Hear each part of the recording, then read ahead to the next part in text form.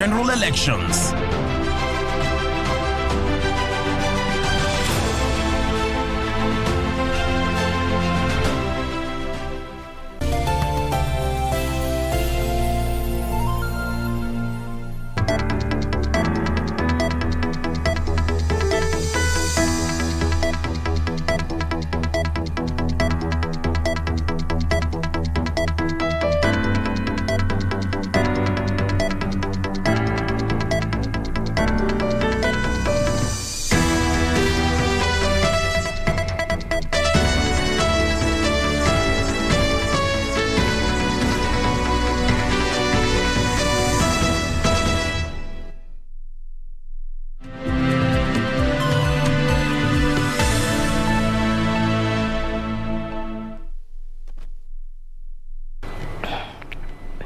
Good afternoon. Thank you for creating time for us. A very warm welcome to the Lunchtime News.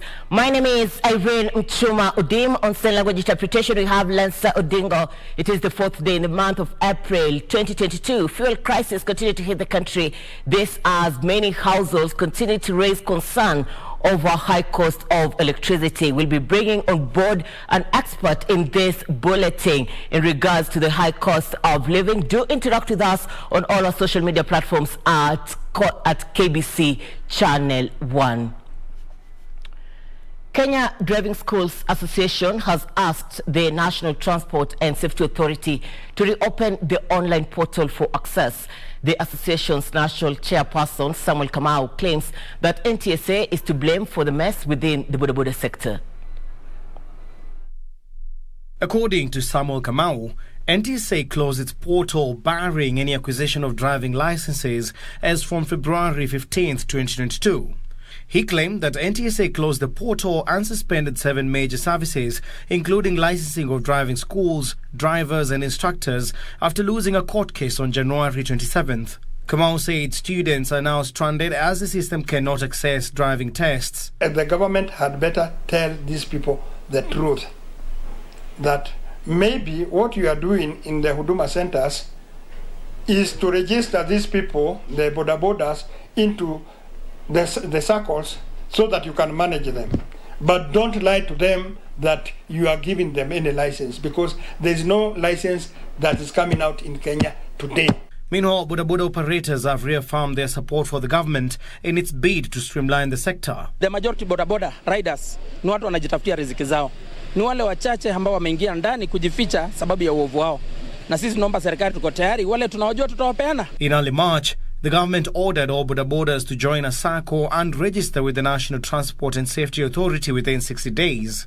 In Nanyuki, over 2,000 boda operators have been registered in the last 1 week of the ongoing process to register all operators in the country. We will be rolling out this particular registration in other bigger towns within the county, especially Nyahururu and Rumuruti, basically for the geographical spread of the county. And I do believe that we'll be able to cover the targeted number. Speaking when he inspected the exercise in Nanyuki, the State Department of Trade and Enterprise Development Principal Secretary Ambassador Johnson Wero said the government will issue free NHIF covers to the first 200,000 operators to register countrywide. 9 health facilities in Busia County have been awarded for the provision of quality health care to the community, where Huyangu Sub-County Hospital in Butla Sub-County emerged as the best overall in the hospital category. The award presentation, which consisted of certificates, trophies and money, was led by Chief Officer in the Department of Health and Sanitation. Jonathan Ino has the details. Healthcare professionals in the 9 health facilities awarded for their excellent performance in service delivery to citizens could not hide their joy as their hard work was finally recognized. Huyangu Sub-County Hospital emerged as the best level 4 hospital, while Bumalabi Dispensary was the best in the health centers category, and Sioport Sub-County Hospital was the most improved. Sisi kama idara tulikaa chini na tukasema kwamba tunataka kufanya motivation wale workers wote wetu katika serikali ya Busia. Huyangu Sub-County Hospital has been able to emerge as the best level 4 health facility among the 6 sub-counties. And this is because of the hard work we do in the facility and the motivation we get from our supervisors. According to Busia County Chief Officer in the Department of Health and Sanitation, Jonathan Ino, the general objective of the awards was to ensure that key high-impact indicators, including skilled delivery and immunization, improved for the benefit of the residents. This is something which was in our annual work plan and also in our budgetary allocation. Under ile program inaitwa Transforming Health Services World Bank, ambaye lengo lake ni kuhakikisha kwamba ile kitu inaitwa reproductive, maternal, child and adolescent health is promoted within this county. The medics noted that the concept will ensure improved healthcare delivery at the county, that the motivation event be held annually for purposes of rewarding those who excel in various fields. I believe that this initiative is a very good initiative, spearheaded by the Department of Health with the help of the Governor, Honorable Sospito Jamong. It will motivate the healthcare workers to provide the adequate healthcare services to the people of Busia. Purity Museo, Lunchtime News.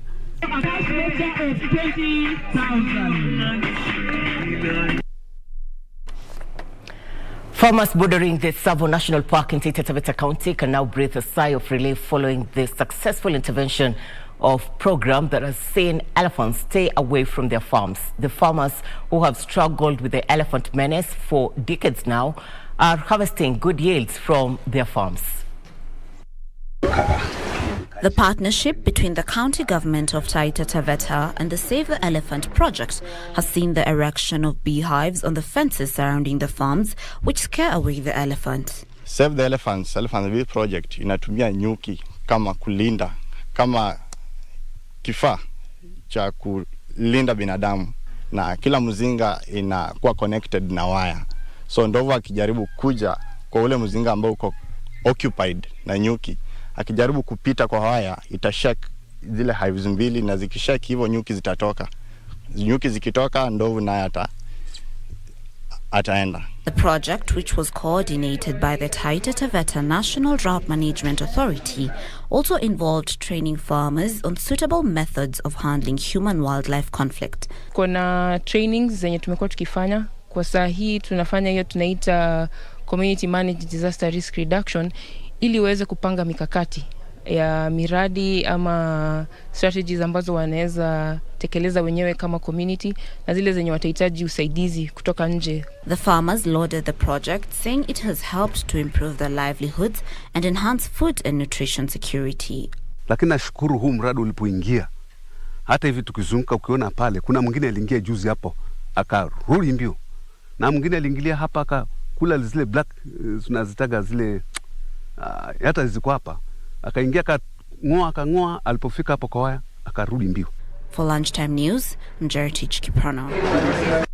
The Kilifi County is ecstatic after welcoming quadruplets. Grace Kavumbi from Kisumundogo area says doctors informed her earlier, but she did not believe it until after delivery when she saw all the 4 children. At Malindi Sub-County Hospital, Grace Kavumbi could not hide her joy upon delivering quadruplets, 2 boys and 2 girls, safely through cesarean section.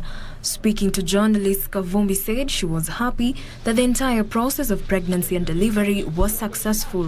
Sikutazamia, niliambiwa niko na watoto 4 lakini sikuamini. Nilivyoona ndo nikaamini, nikasikia raha sana. Mimba ya kwanza ilikuwa twins, lakini nikaachwa na mmoja. Alafu mimba ya pili ilikuwa single, msichana.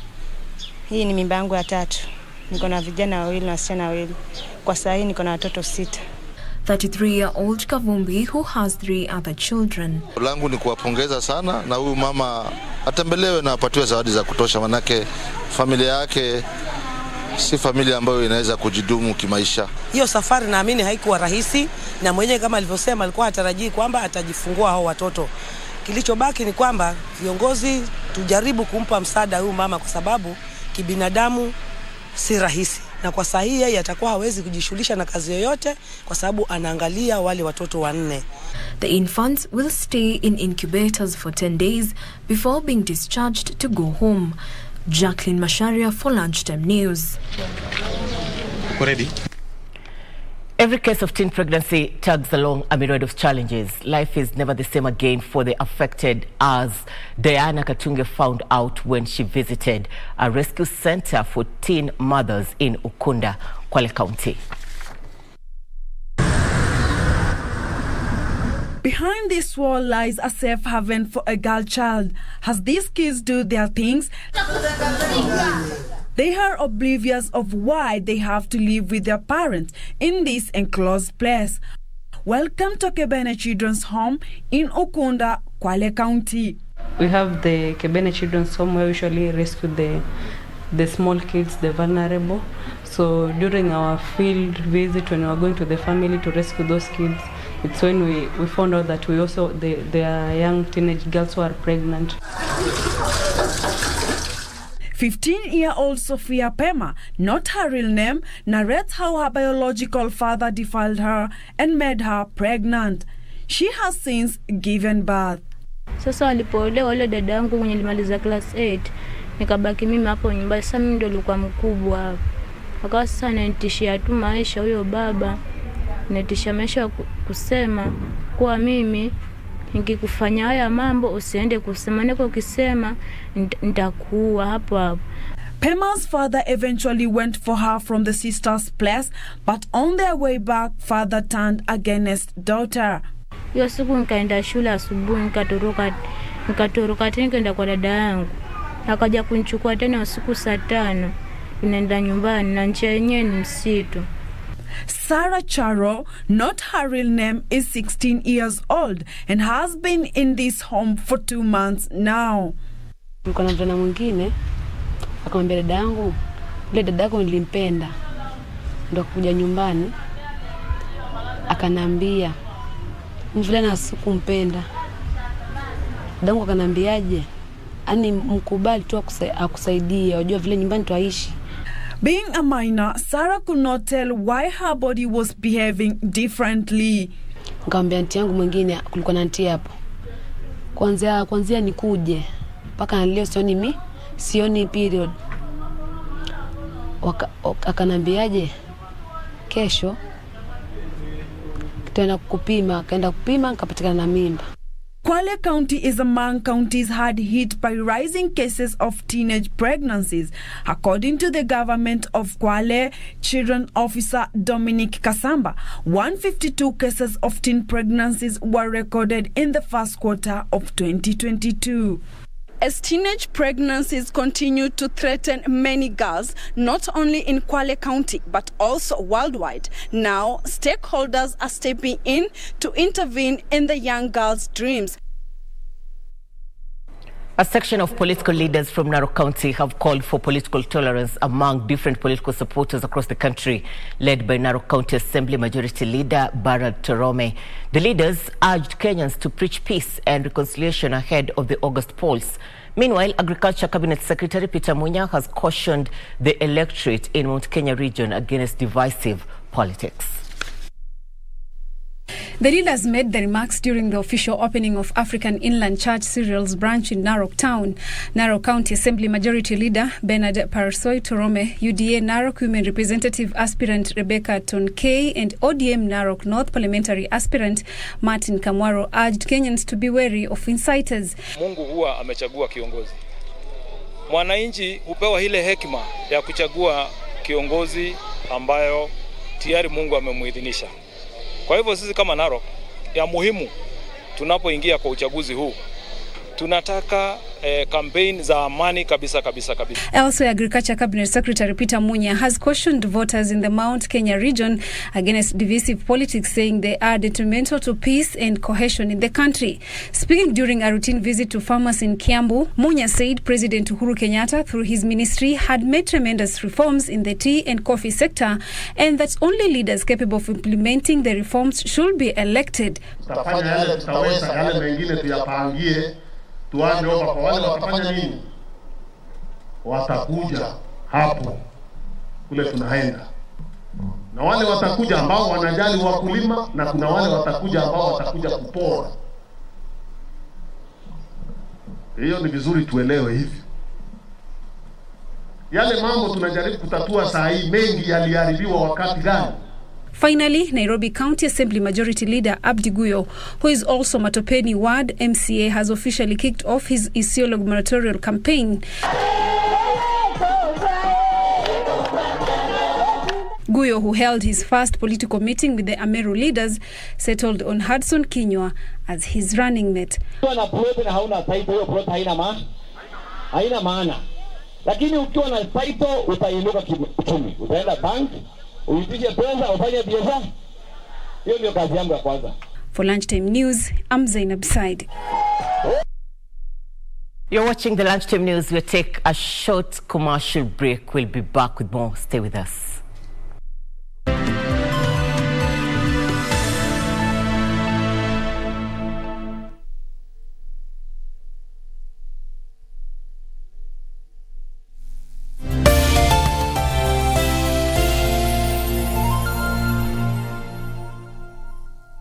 Mwongo mmoja umekamilika. Obe mami ntugaki. Twarejea kwa udi na uvumba. Kwa vishindo si haba. Speak English. Nderemo na vifijo. Tulia tuli. Maana mambo si kama kawaida tena. Kwani kupitia runinga yako ya KBC ushapata tarehe. Vitimbi kila Jumatatu jioni saa 1:35. Usikose.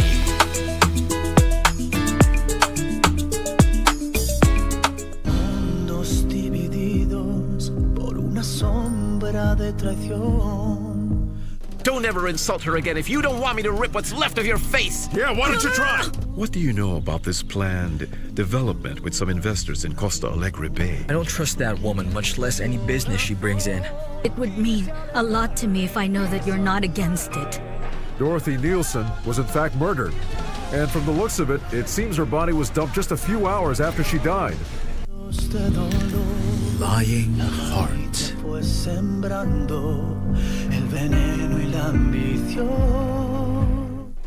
Do you have a new story to share with KBC? Get in touch swiftly on email news@kbc.co.ke or call 0723-892-654 or 0734-780-124.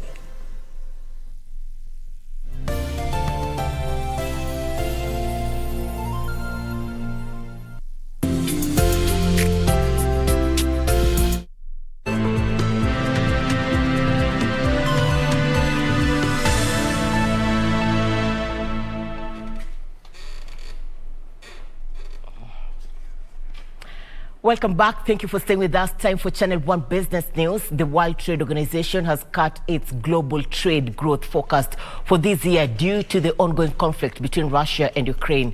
The global trade body has lowered the previous 4.7% growth forecast to 2.5% due to the impact of the war and related policies. The cut is also linked to continuing global supply chain problems that started as a result of the pandemic.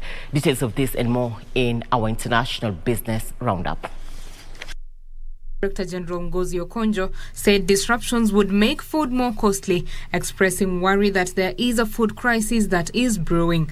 WTO says although Russia and Ukraine only make up about 2.5% of global merchandise exports, they are very, very significant in certain sectors. Supplies of many food products, including wheat and corn, have been affected following Russia's invasion of Ukraine. Industry groups have warned the EU faces a shortage of sunflower oil. In total, 46.9% of global exports come from Ukraine and 29.9% from Russia, according to S&P Global. But with Ukraine's ports closed, it is struggling to export it. Meanwhile, the governor of Sri Lanka's central bank has submitted his resignation as the country faces its worst economic crisis in decades. The announcement came after all of the country's cabinet ministers resigned. Angry protesters have also been calling for the country's prime minister and president to step down. A severe shortage of foreign currency has left the Sri Lankan government unable to pay for essential imports, including fuel. The island nation of 22 million people is suffering from its most serious economic crisis since independence from the UK in 1948. Sri Lankans are also dealing with shortages and soaring inflation after the country steeply devalued its currency last month ahead of talks with the International Monetary Fund for a bailout. It comes as 26 of Sri Lanka's ministers have submitted letters of resignation, but not the Prime Minister Mahinda Rajapaksa or his brother, President Gotabaya Rajapaksa. Elsewhere, Tesla says it delivered a record number of its cars in the first quarter despite supply chain challenges. The electric car maker says it delivered more than 310,000 vehicles in the first 3 months of this year. That was almost 70% higher than for the same time last year.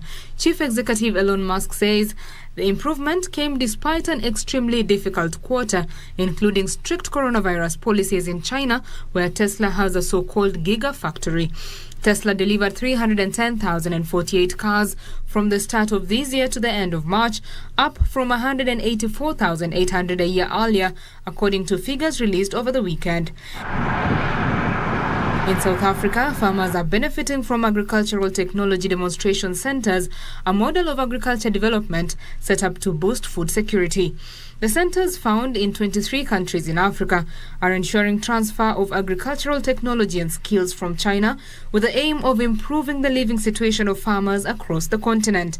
George Mudimu, a researcher at the Institute for Poverty, Land and Agrarian Studies of University of Cape Town, said the ATDCs will assist in grain production and promotion of agricultural technology against the food security of recipient countries. The goal of this ATDC was to, number one, experiment and demonstrate on agricultural the success story of China, personal training and technology extension. Then broadly, the goal of the ATDC... Betty Kiptum, Lunchtime News. Smallholder tea farmers will have access to 1.1 billion shillings in funding from Eco Business Fund to finance environment sustainability and biodiversity conservation.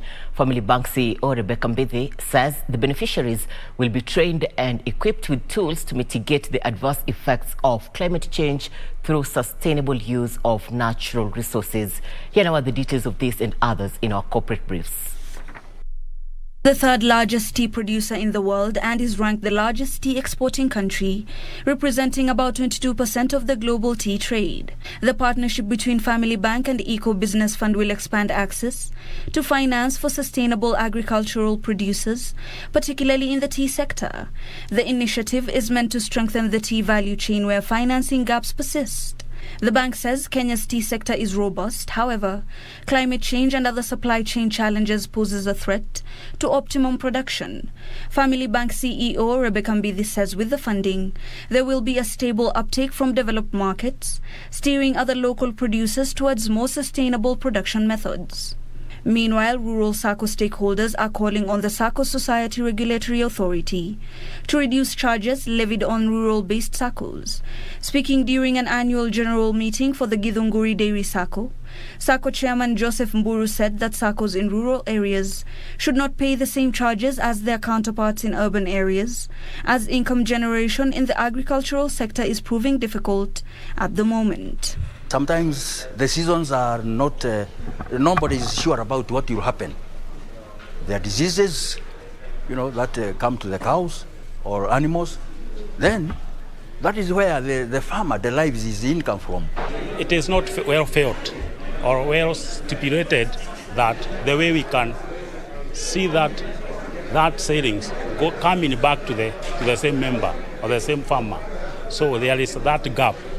Finally, Base Titanium has opened talks with Kwale residents, county and national government officials in plans to expand its operations to, among other villages, Magaoni, Zigira and Masindeni. Kwale County government officials have welcomed talks urging residents to support the project since it would help create jobs and development in the area. Tazungumza na Base Titanium. Tazungumza nao kama stakeholder wa Kwale. Tuone ni jinsi gani wale ambao walifurushwa pale wakaenda kule walikoenda, japo walilipwa, ni jinsi gani base inaweza kwenda tena kuangalia vile inaweza kuinua maisha yao, kuwapatia livelihood programs ambazo nao watajihisi kwamba huu mradi umekuwa wa baraka kwetu. Hibak Said for Lunchtime News.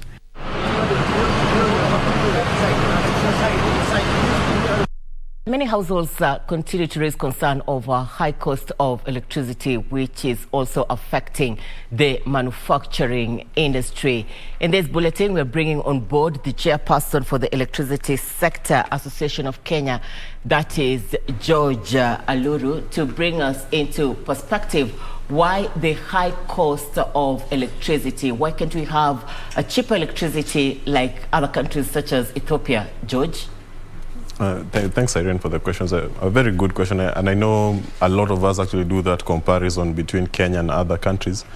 But I think before we start discussing about lowering the cost, you have to first contextualize in terms of what is our cost compared to the other countries and what builds up the cost. So what you find in Kenya is that our costs are actually reflective of the cost of production. So there's no subsidies. But in markets like Ethiopia, like in I think Ethiopia, so also Egypt is also a very popular comparison. You find that the government actually subsidizes the electricity, and this is not really a sustainable way to go. Of course, as power producers and as independent power producers, we do feel the pinch that the Mwananchi is facing. Of course, we are working together with the government to see what can be done. I think there's discussions ongoing around that, but just to inform the general public that it's not really that we are super costly. It's more that the comparison that we make with other countries is not really a like-for-like kind of comparison. I believe you must have got also concerns from the manufacturing sector. Yes. But at the same time, there are those ones who have raised concern that cheap is expensive, and that they would prefer to get that expensive electricity than getting a cheap and rationed electricity. What is your take in regards to this? I think that's it's a good concern. Of course, again, not trying to forget that the population is crying about the cost of electricity, but what we should really focus on is getting the right quality of electricity, that it is there when you need it at the quantity that you need every time. Cost is something that over the long term, as we go into other ways of procuring power, as more renewable energy gets into the grid, the cost will come down. In the short term, we really need to focus on the quality of supply. Most of these manufacturing entities will tell you that they really suffer from the quality of supply, not just the cost. So if you have power, but half the time it's not there, or you have a breakdown and you have an issue trying to bring it back on, it takes a lot of time. This is what costs the manufacturers even more. So availability of power is really what and I mean quality availability of power. Now, you know, it's taking so long because time and again we have heard the government saying we're going to reduce electricity, and somehow it's coming back to you, the independent producers, for this special commodity. What takes it so long? Because last year the government said it will reduce the cost of electricity by 30%, but so far we have only seen 15%. Why there's so much delay to put to place these other 15%? I think first we must appreciate that it takes quite some effort to build a power plant. So before that power is produced, there's a lot of investment that goes into it. There's a lot of time and hard effort, and also within negotiating of these contracts that we are talking about today. So it's not a very easy thing to do, to just kind of open up the contracts and reduce the cost, the price on the contract, because there's a lot that goes into it. So the number you end up with as a tariff is composed of many building factors. So you have your cost of actually developing the project. So in Kenya, you'd find typically like a wind project takes 6, 7, 8 years to develop. And as you develop it, you are building up cost. So if you can work out a way of shortening these periods and the cost of developing projects, then we can start to see lower tariffs. And of course, also things like competitive bidding.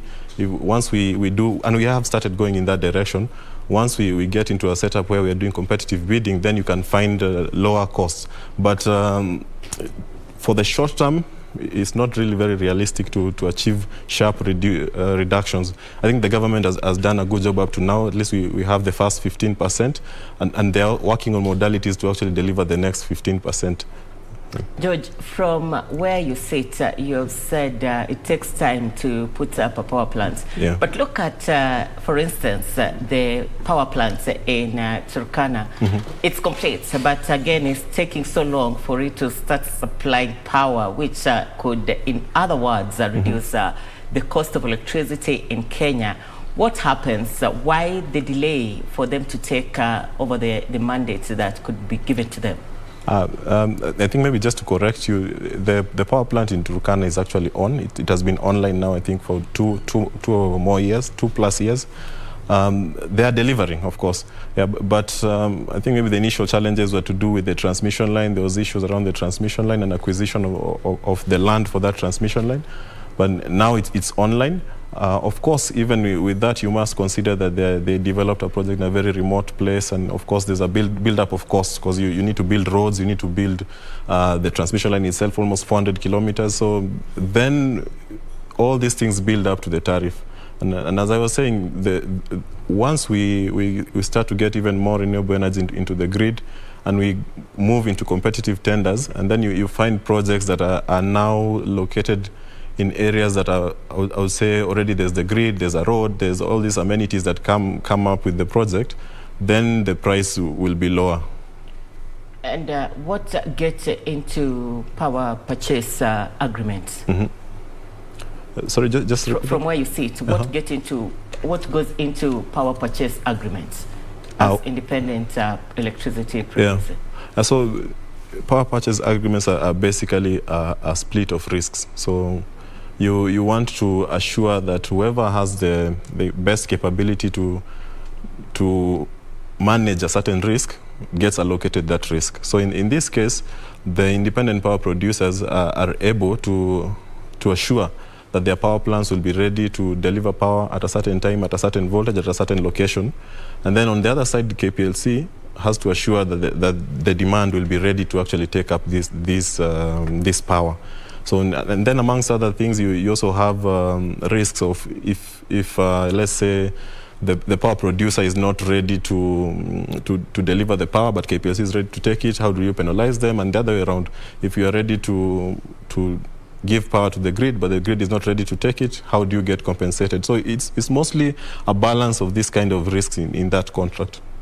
And this week, on Thursday, we're expecting the national government to read the budget. What could be your expectations, George, as the energy sector and also as an independent producer? And in our wish list, I guess, would be that we have a review of some of the taxes that could really help us to reduce the overall cost of power, especially taxes around, for the thermal side, the tax that goes into fuel for power generation, and of course any other corporate VAT measure that can be reduced, targeted at helping us to reduce that cost of power. And as we come to the close, there is concern on the high cost of living. Would we have hope in the near future from where you sit? Where do you predict Kenya is heading to come next year in terms of electricity?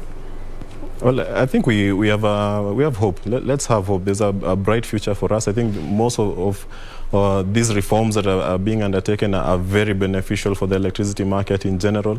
In the end, we will end up with a reduced cost. I can't give a good idea of the timelines, but I can assure Kenyans that whatever reforms that are going on are actually for the betterment of the industry. Thank you, George. That is George Aluru, the chairperson of Electricity Sector Association of Kenya, bringing us into perspective in regards to high cost of electricity in Kenya, which is also not only affecting households but also the manufacturing sector, and this raises the cost of living here in the home country. Continue interacting with us on all our social media platforms at KBC Channel 1.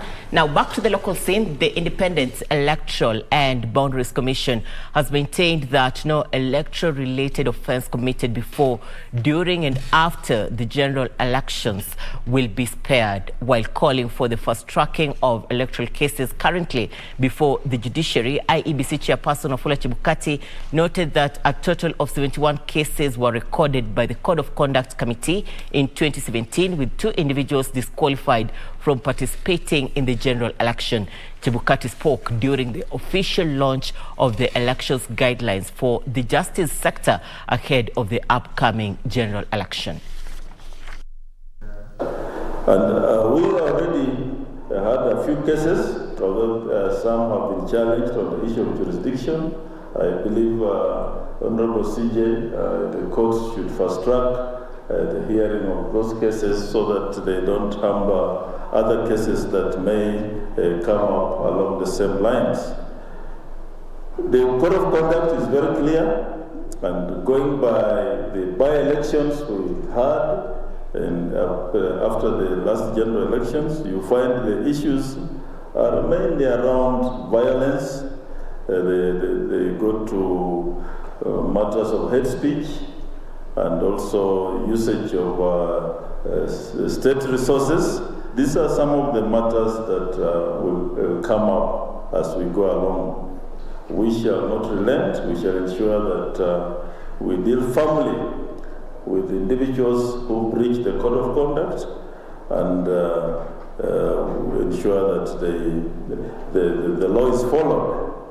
As part of our commitment to ensuring elections are conducted in a free and fair manner, the ODPP developed the recently validated compendium on electoral justice that we are privileged to be launching today.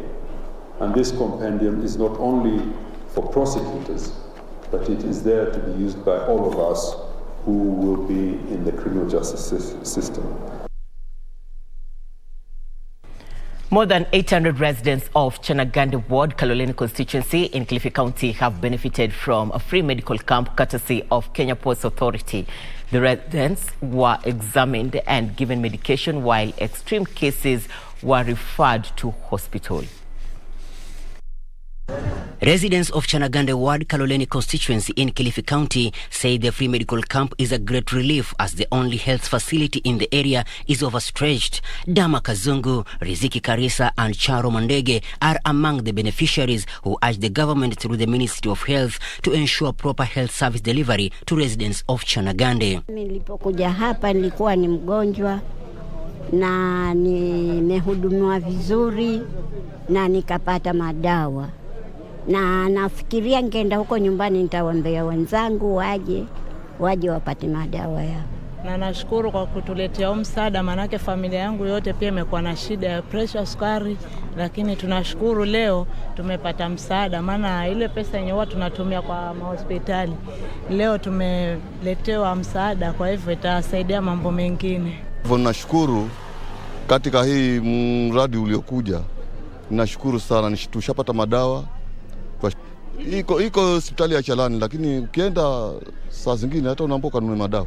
According to Head of Medical Services at Kenya Ports Authority, Dr. Gome Lenga, they chose the area because many residents suffer from high blood pressure and eye issues. Magonjwa ambayo yamejitokeza kwa sana sahi ni magonjwa kama ya pressure na magonjwa ya macho ambao tumewapatia matibabu yale ambayo tunaweza. Wengi wao wamekuja hapa kwa sababu ya magonjwa ambayo ni rahisi sana kutibu. Tumepata shida za mishipa. Tumekuwa na wazee wawili ambao wamekuwa hapa, wamekuwa na shida za mishipa ambayo kizungu tunasema inguinal hernias. Na wale tumewapatia njia za vile ambavyo wanaweza kusaidika. Every financial year, Kenya Ports Authority sets aside 2 million shillings to fund medical camps as part of their corporate social responsibility. For Lunchtime News from Mombasa County, I'm Michael Mondiga. President Uhuru Kenyatta has eulogized Kenya's ambassador to Qatar, Paddy Ahenda, as a dedicated and committed diplomat who was keen on deepening Kenya's relations with Qatar and the Arab world. Ahenda, who died Monday, had been receiving treatment at a Doha hospital and was admitted in the intensive care unit before he succumbed to stroke. Monday morning, and Kenyans woke up to the news of the sudden death of Paddy Ahenda, who has been serving as Kenya's ambassador to Qatar. According to his family, Ahenda had been hospitalized and admitted in the intensive care unit before he succumbed to heat stroke. Ahenda worked in the banking sector before joining politics. He served as the Kasipul Kabondo Member of Parliament between 2005 and 2007 after being elected on a Liberal Democratic Party ticket in the by-elections that followed the death of the then Member of Parliament Peter Owidi. In 2018, he was appointed as the Kenyan ambassador to Qatar by President Uhuru Kenyatta. In his message of comfort and encouragement, the head of state described Ahenda as a dedicated and committed diplomat who was keen on deepening Kenya's relations with Qatar and the Arab world. He described Ambassador Ahenda as a patriot, a servant leader who left a strong legacy of development during his time as the MP for Kasipul Kabondo. Industrialization Chief Administrative Secretary David Osiany was among those who eulogized Ahenda on social media, terming his loss as devastating. David Ochola, remembering his diplomatic reception when he visited Qatar, tweeting that "We have lost a great man of the people." The ambassador, who died at the age of 69, is survived by a widow and 4 children. For Lunchtime News, I'm Safin Aching Oma. Prepare for tougher times ahead. This is the message from tax and accounting experts from PKF project that the government is likely to increase taxes to finance this year's budget, estimated at 3.3 trillion shillings, that would be read on Thursday this week. According to PKF Tax Director James Mulili, Kenyans should embrace for increased taxes on financial services, and the government is likely to expand the products that were previously exempted from tax. Ahead of the presentation of the 2022-2023 financial year budget statement by National Treasury Cabinet Secretary Okur Yatani on Thursday this week, tax and accounting experts from PKF project higher taxes to finance the 3.3 trillion shillings budget. We are looking at a tax system that is not consistent. The reason we have these discussions every year is because we have to predict what to expect, and that shouldn't really be the situation. The government should come up with a tax policy that is consistent. We should always know every budget cycle, this is what we expect to see. We should be looking at a tax policy system that is certain. Inflation is moving up. From February it was 5.1%. It's now moved up to around 6.3% in April, and we expect it to still move higher up with the fuel costs and other effects on the raw material inputs.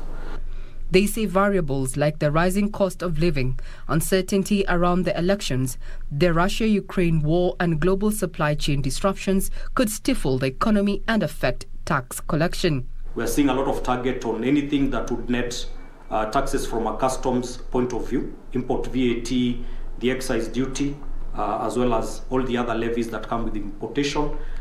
We obviously expect to see an adjustment to the products that attract excise duty. We expect to see a reclassification of some of the items that are either VAT exempt or VAT zero rated. And from a corporate income tax perspective, we just want to see the movement. What are some of these other changes that could be implemented to generate more taxes? To finance the budget, Mulili projects that the National Treasury is likely to broaden or increase levies on financial services as well as target luxurious commodities. The National Treasury is also likely to review the list or taxes for goods and services. The taxation around petroleum products is one of the areas that tax experts are going to be looking at as Treasury presents its proposed budget for the financial year 2022-2023 come Thursday, the 3.3 trillion shillings budget. Financing it is going to be a tall order, and tax experts are looking at, the financial services sector as well as a review of, excise duty and vatable goods as one of the ways that Treasury will be looking at to finance that budget. Regina Manyar reporting for Lunchtime News. The admission of the Democratic Republic of Congo is expected to bolster intra-regional trade within the East African community. East African Legislative Assembly has said the combined population and gross domestic product of the region will grow by 50% and 25% respectively. Congo was admitted into the EAC bloc last week, boosting the population of EAC by 90 million people. According to the Africa Development Bank, the Democratic Republic of Congo's real GDP is expected to grow by 4.5% this year, despite COVID-19 shocks driven by higher prices for major mining products such as copper and recovery in both consumption and investment. The giant Central African country is expected to boost the inter-regional trade by more than 25%. DRC's entry is a significant milestone for the region, given the expanded market. Kenya stands to gain a great deal from this new development, and this sensitization program of Yala shall, among other areas, spur the much-needed impetus for stakeholders to think beyond Kenya and therefore to reap and maximize the benefits from the regional integration process. Experts say DRC Congo brings huge amounts of cobalt, aluminium, gold, diamond, copper and other precious minerals. The country is further blessed with a lot of mineral water bodies, vast farmland, rich biodiversity and the world's second largest rainforest. At the moment, the need for keen assessment to establish whether the existing one-stop border posts are operating in line with the OSBP Act and its regulations cannot be underemphasized. The involvement of East Africans in the process of integration is not only fundamental, but entrenched under Article 7 of the Treaty for the Establishment of the EAC, which places a people-centered process as a key principle to integration. The East African Legislative Assembly has kicked off a week sensitization program for stakeholders aimed at enhancing the role of stakeholders in the implementation of the protocol and the establishment of the EAC common market. The meeting brings together business associations, the banking sector, regulatory bodies and governmental authorities. ELA hopes to raise the level of public awareness about the Common Market Protocol. Isufar reporting for Lunchtime News. The sanctions imposed on Russia are hitting the global tea market. The exclusion of Russian banks from SWIFT has made it riskier and more expensive for Kenyan tea exporters to receive cash for shipments as cargo lines were temporarily suspended in response to the sanctions. Russia bought 29.61 million kilos of tea from Kenya worth 6.25 billion shillings last year from 25.14 million kilos valued at 5.02 billion in 2020, according to industry data. The impact on the sanctions has led to delayed tea trade between Kenya and Russia after the recovery of the markets from the COVID-19 pandemic. The decline in the export volume has seen the price of Kenyan tea drop to 277 shillings, about $2.4 per kilogram, the lowest since January this year, as the Russian counterparts were unable to pay for the commodities. Currently, Russia is the fifth largest buyer of Kenyan tea. Last year alone, Russia bought 29 million kilos of teas from Kenya. So currently, that trade is curtailed because you can't buy for the Russian market. So if you buy tea for the Russian market, it means you cannot transport it to Russia because of the conflict and the disruption of logistics and transport. Smallholder tea farmers are now inadvertently subjected to losses as they are unable to buy off tea in the Russian market, majorly due to transport and logistic challenges. Sanctioning Russia is not helping anybody in terms of trade. Apart from just the effect of trade between Kenya and Russia, the global trade is affected. So this means that the sanction of Russia is not helping the global trade. The restrictions on Russia to trade using the dollar is crippling its ability to trade in other exports, including flowers, fruits and coffee, which could hurt the flow of foreign investors backing the economic task in the export market for Kenyan commodities. Ndutamo Kami for Lunchtime News. A female Egyptian artist has merged folk art with traditional water containers to produce handmade decorative lanterns during the Islamic holy month of Ramadan. Aber Antar, an Egyptian artist, discovered her talent in making Ramadan-inspired items this year. Lanterns have been associated with Ramadan in Egypt since the Fatimid Caliphate more than 1,100 years ago. An Egyptian artist turned part of her house into a workshop to unleash her innovative instincts. She tailored clothes, painted, and lately discovered her talent in making Ramadan-inspired items. I use kula, which in our folklore is how people used to drink water.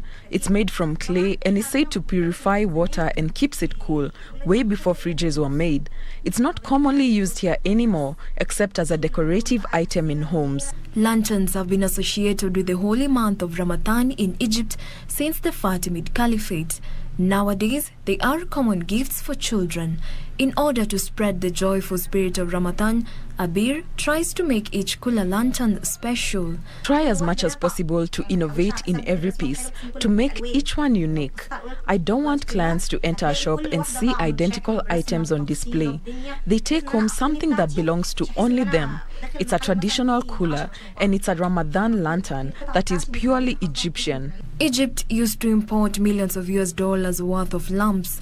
In recent years, however, a government ban on lantern imports has seen scores of Egyptian artists producing them domestically.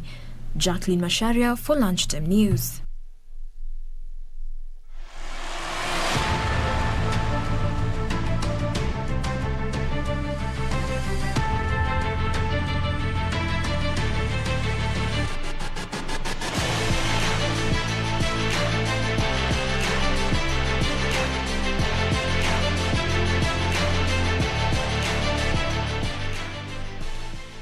All right, let's get to the fields. Alliance Girls High School dominated the Kenya National Youth Chess Championship, which entered day 3 today at Hadija Secondary School in Mombasa County. The championship that had started on Saturday has attracted 1,500 players drawn from 195 institutions countrywide. Ivy Nyambura of Alliance Girls High School demonstrated her prowess in chess to take the lead in the girls under 18 category with 3 points after the first to the fourth tie breaks. Teresa Machio from St. Monica Girls School Kitale followed Nyambura closely with 3 points. Gosrani Naya of Pony School and Sarah Mohuana from Chwele Girls School also had 3 points. In girls under 12, Nipul Shah floored Laura Mitei 1-0, while Fantaliz Nuta won with the same margin of Ale Achieng. Abigail Nafula defeated Lilian Saibil 1-0 in another encounter. In boys under 18, Shaba Veshu from Peponi School took the lead with 3 points after the fourth tie break, while St. Patrick Iten's Gideon Gekonge came in second with 3 points, same as Shadrach Gitonga from Eastlands Junior Chess Club, Nairobi, who had 3 points to settle for the third position. In the boys under 16, John Paul Getange made beautiful moves with a lot of creativity in his attacks to beat Jason Jones 1-0, while Jason Otula perfected his skills to silence Jeremiah Othiambo 1-0. Kenya Chess Secretary in charge of Gender and Special Needs, Rhoda Etole, said they will use the championship to select players who represent Kenya at the Africa Youth Chess Championship slated for June in Zambia. In June, we have a team that is going to Panama for the World Individual Schools. And that is a team that we formed in December from the Africa Schools Individual Chess Championship that we hosted in Nairobi. The finals of the championship will be played this Wednesday. Inter Milan beat Juventus 1-0 through Hakan Çalhanoğlu penalty and boosted their Serie A title hopes. Meanwhile, Tottenham Hotspurs thrashed Newcastle United 5-1 to propel into top 4 of the English Premier League.